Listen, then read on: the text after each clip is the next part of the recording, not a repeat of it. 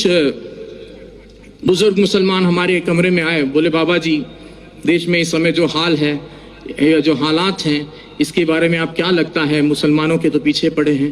तो मैंने उनसे कहा कि मुसलमान होना अपने आप में गर्व की बात है, मुसलमान होना एक फख्र की बात है, बशर्ते कि वो मुसलमान हो।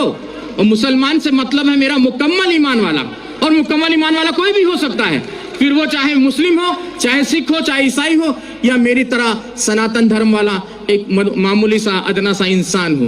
तो मुकम्मल ईमान आना जरूरी है, और जब मुकम्मल ईमान आ जाएगा तो मुसलमानों का कोई क्या बाल वाका कर सकता है।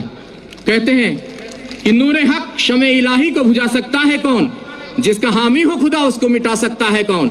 न तलवार की धार से, न गोलियों की बौछार से, रब का बंदा डरता है तो सिर्फ परवरदिगार से, और आपको किसी से डरने की कोई जरूरत नहीं है। एक छोटा सा किस्सा और आपको सुना दूं, कश्मीर की यह सत्य घटना है, हमें हमारे गुरुजी ने सुनाई थी। कहते एक मुसलमान जो सवेरे की नमाज होती है, फजर की शायद मेरे ख्याल से वही होती है, तो वो नमाज के वक्त वो जो है अपने घर से खोमचा बोलते हैं, छोटा सा ऐसा ठेला होता है जिसमें वो छोले और आलू उबाल कर घर से वो ले जाकर बेचते थे। तो बड़े ही अल्लाह के बंदे थे, बहुत ही ईश्वर की इबादत करने वाले बंदे थे।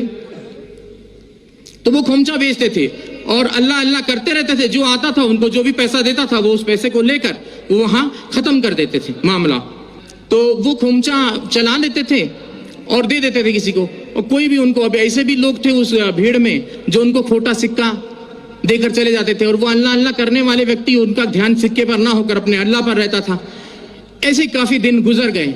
एक दिन वो अपने घर पहुंचे तो उन्होंने अपनी पत्नी से कहा कि भाई आज तुमने हमारे छोले और आलू जो खोमचा बनाती थी वो बनाया नहीं। तो बोले कि आज दुकानदार ने सामान नहीं दिया, सौदा नहीं दिया। बोले क्यों?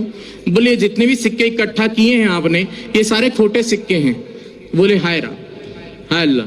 वो वहीं चुपचाप बैठ गए उस ईश्वर की इबादत में कि बोले हे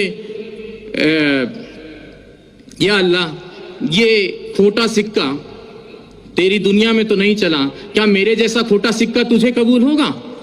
तो उसने उसी वक्त वहां पर एक नूर प्रकट हुआ और आवाज आई कि उस थैली में हाथ डालकर देख। और जब उसने थैली में हाथ डालकर देखा तो वो सारे खोटे सिक्के सोने की अशरफियों में तब्दील हो गए थे। तो मुसलमान ऐसा होता है जो किसी खोटे सिक्के को भी हाथ लगा दे तो सोने की अशरफी में तब्दील कर दे। तो इस चीज का ख्याल रखना चाहिए, मुसलमान को किसी से घबराने की जरूरत नहीं है।